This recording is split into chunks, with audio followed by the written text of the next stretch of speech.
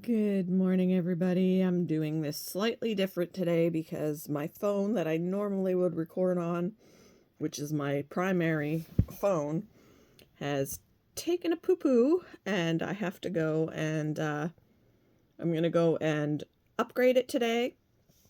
I already replaced it once, just a few months ago when my phone stopped working, and this was a replacement, and it's only been a few months, and it has now stopped working. And if I go and do another replacement, it's going to be at least a week before I see it. And I need my phone because I work with it.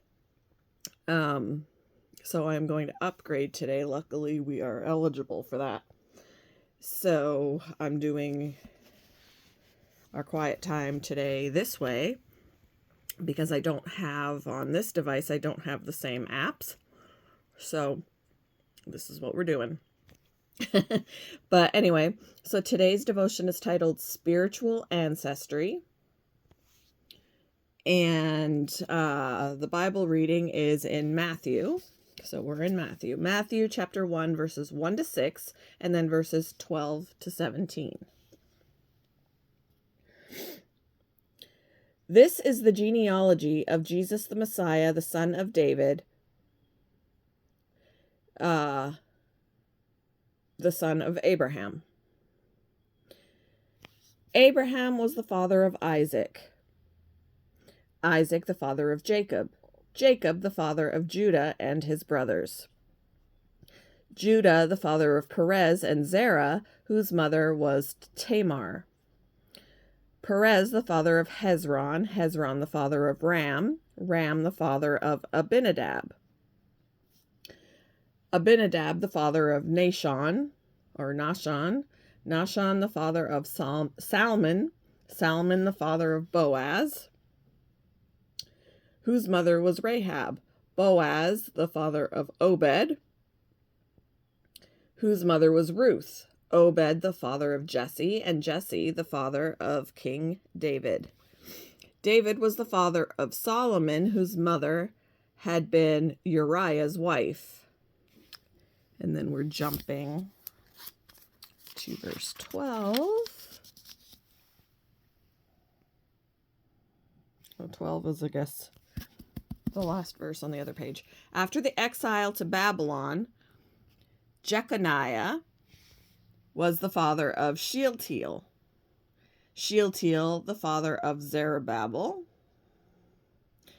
Zerubbabel the father of Abihud. Abihud the father of Eliakim.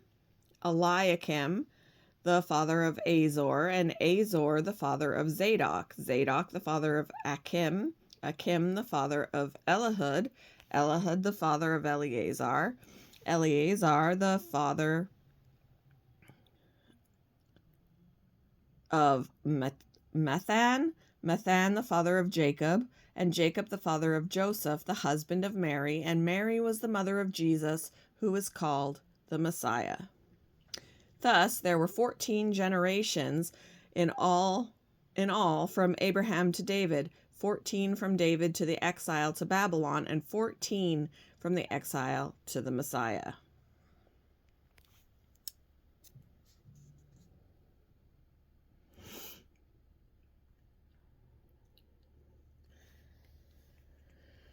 So, after I took a genealogy test a few years ago, I became curious about my ancestors.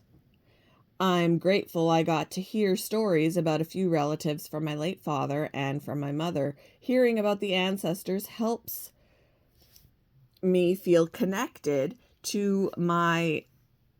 Sorry, I lost my spot. Helps me feel... Whoa. Hearing about my ancestors helps me feel connected to my family's roots and helps me learn from their experiences. There we go. When it comes to our spiritual roots, what a gift that Jesus' earthly genealogy is recorded in Matthew chapter 1, verses 1 to 17, and Luke chapter 3, verses 23 to 38. Jesus' genealogy establishes that he's the Messiah and a direct descendant of Abraham. As we read his genealogy, we see God's faithfulness in keeping his promise to Abraham to make him the father of many nations. 2,000 years after that promise was fulfilled, the Apostle Matthew wrote, "This is the genealogy of Jesus the Messiah, the son of David, the son of Abraham." The biblical genealogy shows Jesus' ancestry come to life. We see the names of royalty, such as King David, and ordinary people, such as a carpenter named Joseph. And Matthew includes 5 women: Tamar, Bathsheba, Uriah's wife; Rahab, Ruth, who some scholars believe were all Gentiles; and Mary. Whether or not we know much about our biological ancestors, we can, because we're part of God's family. Learn about our spiritual ancestors throughout the Bible. We gain courage from seeing how faithful God was to them.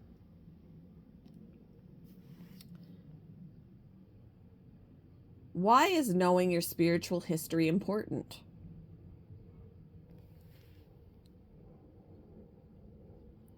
What can you learn from your spiritual ancestors?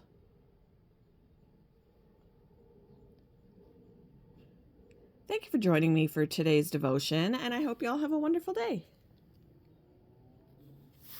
I know.